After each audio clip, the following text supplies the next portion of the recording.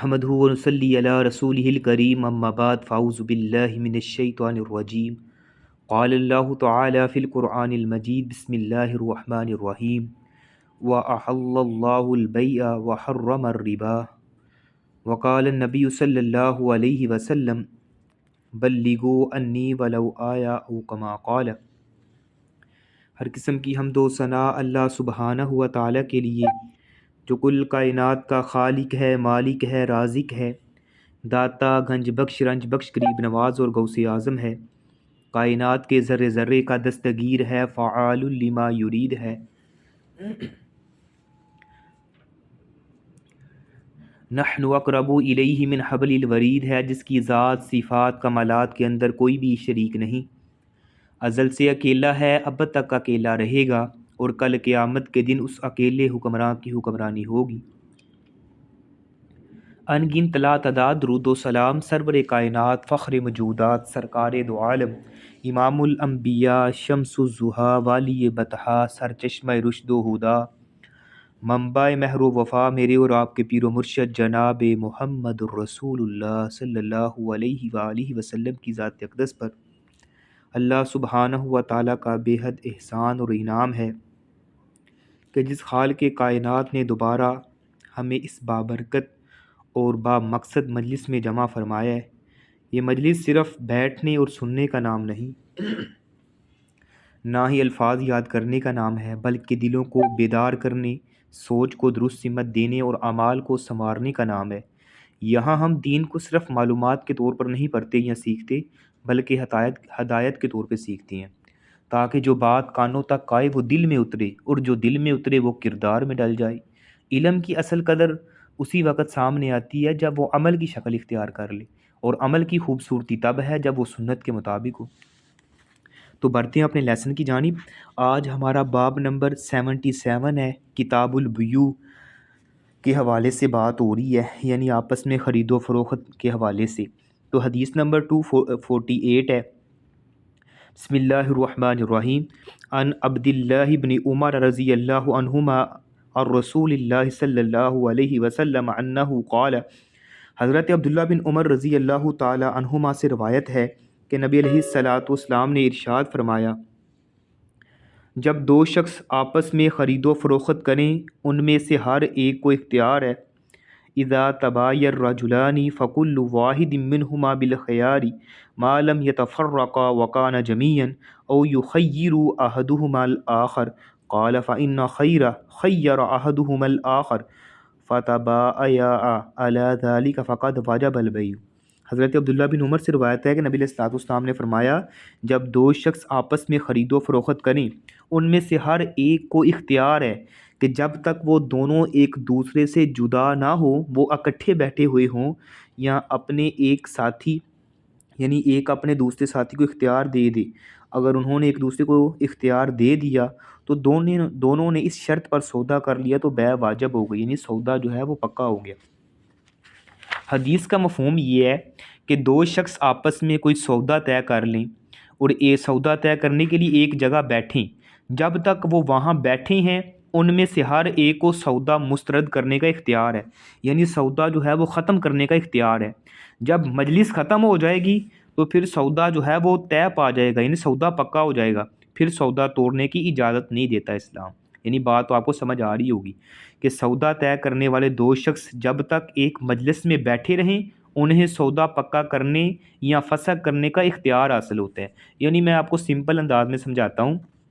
کہ دو بندے آپس میں لین دین کر رہے ہیں، سودا کر رہے ہیں، جب تک وہ وہاں بیٹھے ہوئے ہیں یا وہاں سے چلے نہیں جاتے تب تک ان کو اختیار ہے کہ وہ سودا جو ہے وہ ختم کر سکتی ہیں، لیکن جب وہ وہاں اس مجلس سے، اس جگہ سے اٹھ کے چلے گئے ہیں اپنے اپنے کام میں،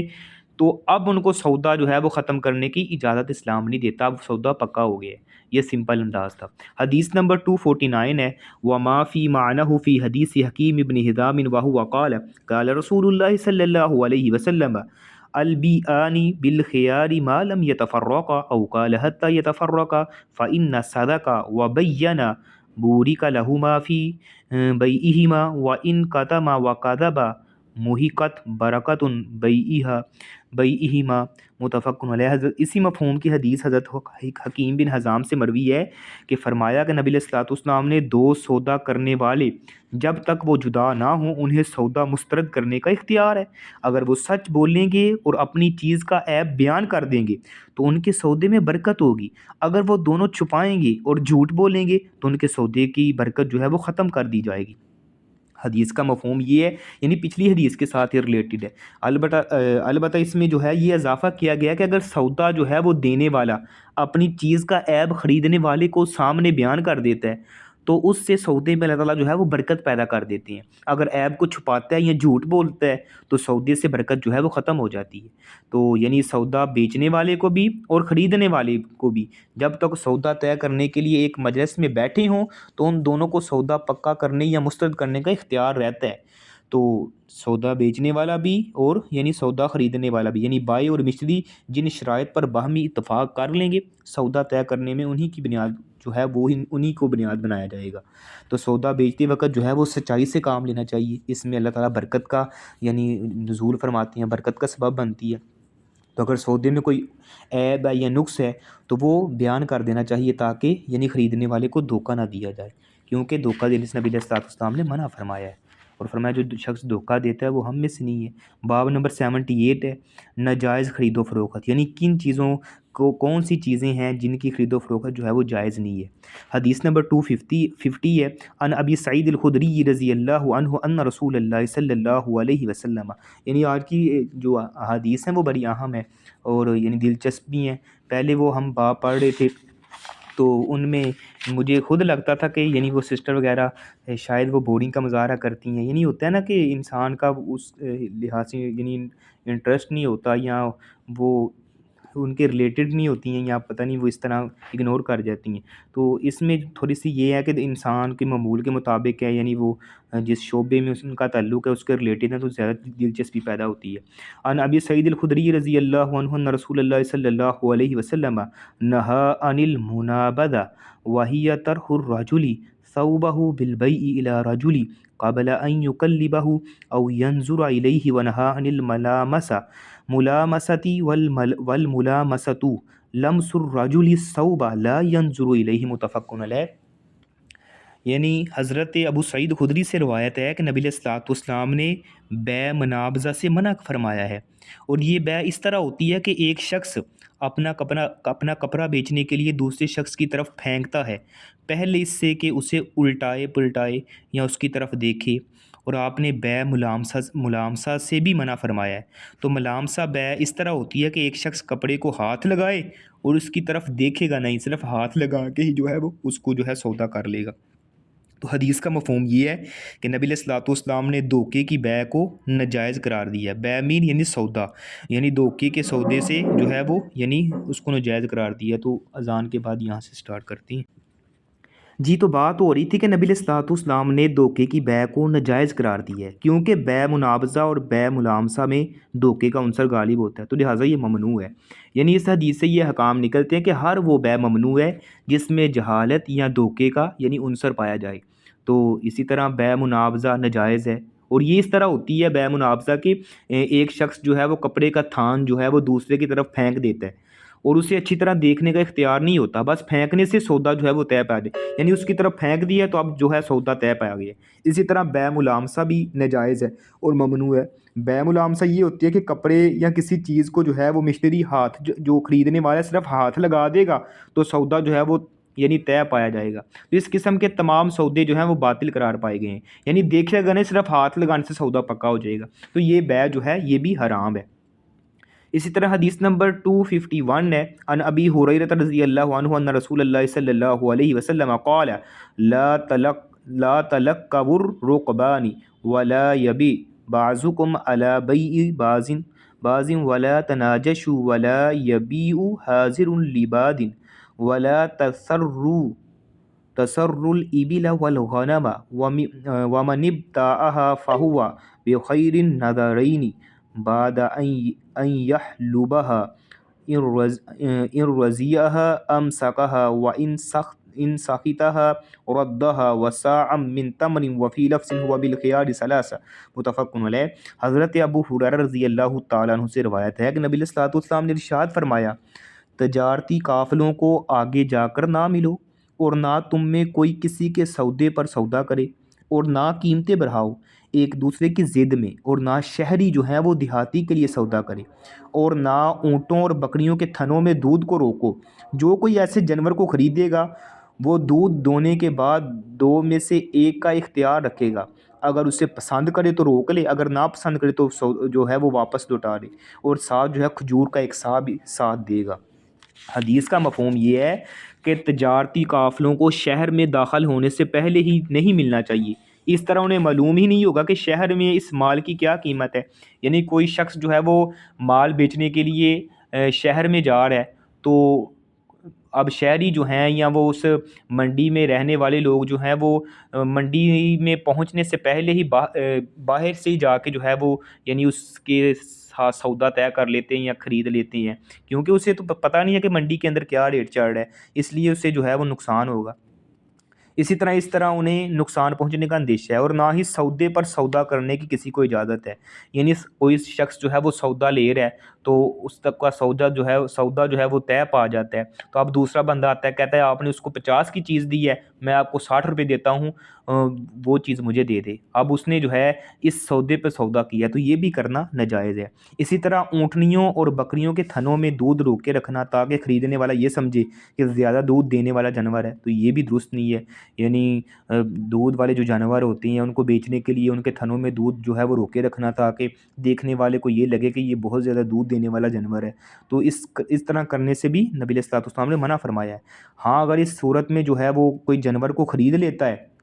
تو اس کو اختیار ہے، اگر وہ چاہے تو اپنے پاس رکھ لے اس جانور کو، اگر وہ سمجھتا ہے کہ اس میں دھوکہ نہیں ہوا تو وہ رکھ سکتا ہے۔ اگر وہ سمجھتا ہے کہ جب میں نے جانور کو خریدا تھا تب تو یہ زیادہ اس کا دودھ لگتا تھا لیکن اب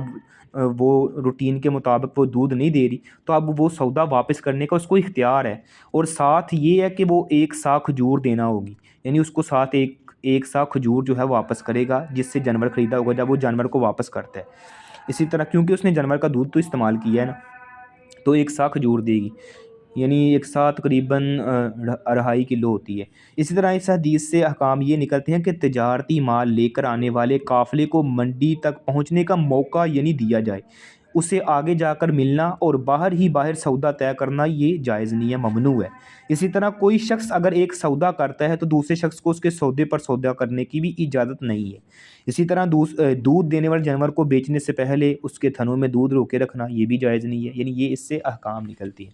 اس طرح حدیث نمبر 252 ہے، یعنی 252 ہے، عن عبداللہ بن عمر رضی اللہ عنہما ان رسول اللہ صلی اللہ علیہ وسلم نہا عن بیع حبل وکان بیعا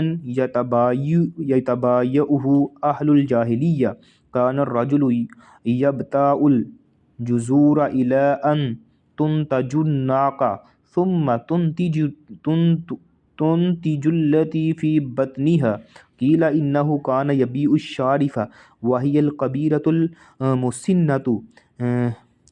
بنتاج الجنين الذي في بطن ناقته متفق علیہ۔ حضرت عبداللہ بن عمر سے روایت ہے کہ نبی علیہ الصلوۃ والسلام نے حاملہ اونٹنی کے حمل کی بیع سے منع فرمایا ہے۔ اس طرح کا جو سودا تھا وہ اہل جہلیت کیا کرتے تھے، یعنی ایک شخص اونٹنی کا سودا کرتا ہے اس شرط پہ کہ اونٹنی جنم دے گی، پھر وہ آگے جنم دے گی، جو اس کے پیٹ میں اب ہے۔ یہ کہا گیا کہ ایک شخص اونچی کہان والی اونٹنی بیچتا تھا اور وہ بڑی عمر کی ہوتی اس بچے کی جنم کی شرط پر جو اس کی اونٹنی کے پیٹ میں ہے۔ یعنی حدیث کا مفہوم یہ ہے کہ نبی علیہ الصلوۃ والسلام نے اپنی امت کو مجہول بیع سے منع کر دی ہے، یعنی جو آنکھوں سے اوجھل ہے، جو سامنے ہی نہیں ہے، اس بیع سے جو ہے وہ منع کر دی ہے، کیونکہ اس میں دھوکے اور نقصان کے امکانات زیادہ ہوتی ہیں۔ تو بیع حبل الحبلہ سے یعنی کو بھی اس لیے منع قرار دیا گیا ہے کہ حاملہ اونٹنی کے حمل کو آگے جو حمل ٹھہرے گا اس حمل کا سودا جو ہے وہ طے کیا جاتا ہے، یعنی حاملہ جو کوئی اونٹنی ہے تو اس کا جو حمل ٹھہرے گا آگے اس کا جو یعنی حمل ٹھہرے گا اس کا سودا کیا جاتا تھا جاہلیت میں، تو اس کو بھی منع کیا گیا ہے۔ اب کیا معلوم ہے کہ وہ حمل مادہ ہو یا نر ہو، یا ایک ہو یا دو، زندہ رہے گا یا مر جائے گا، معذور ہوگا یا تندرست ہوگا۔ تو اس قسم کے سودے زمانے جاہلیت میں کیے جاتے تھے جو اکثر یعنی آپس میں جھگڑے کا باعث بنتے تھے، کیونکہ اس میں دھوکے اور نقصان کا عنصر غالب ہوتا ہے، تو لہذا اسلامی شریعت نے اس قسم کے سودے کو ممنوع قرار دے دیے۔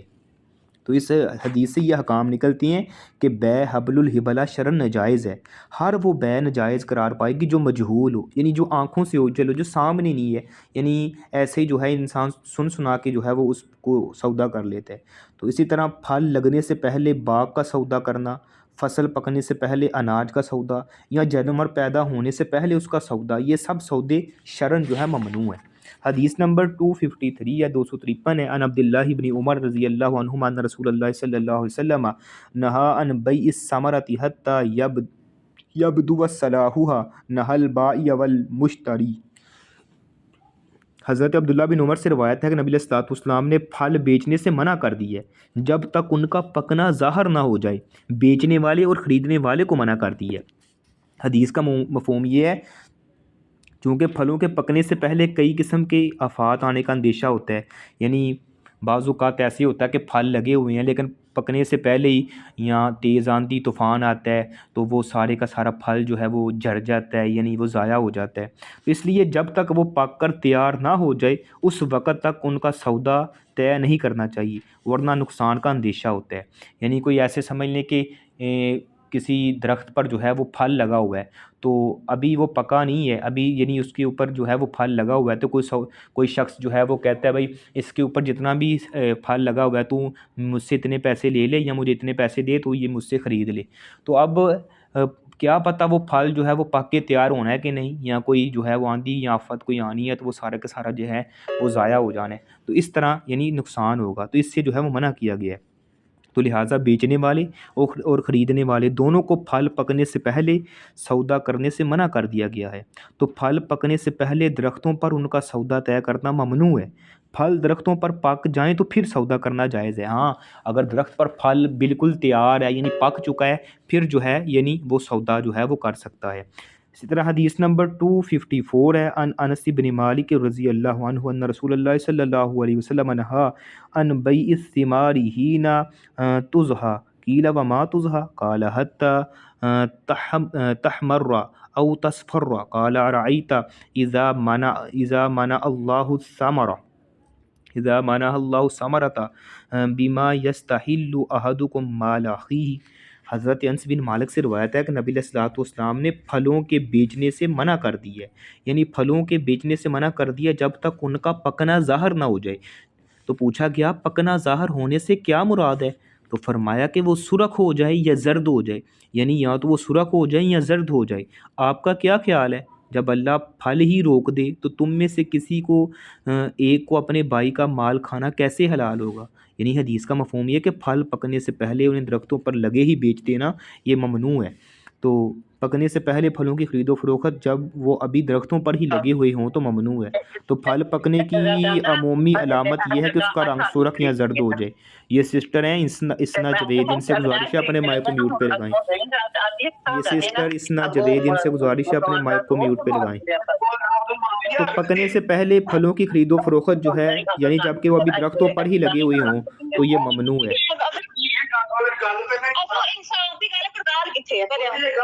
السلام علیکم، یہ اپنے مائک کو میوٹ پہ لگائیں۔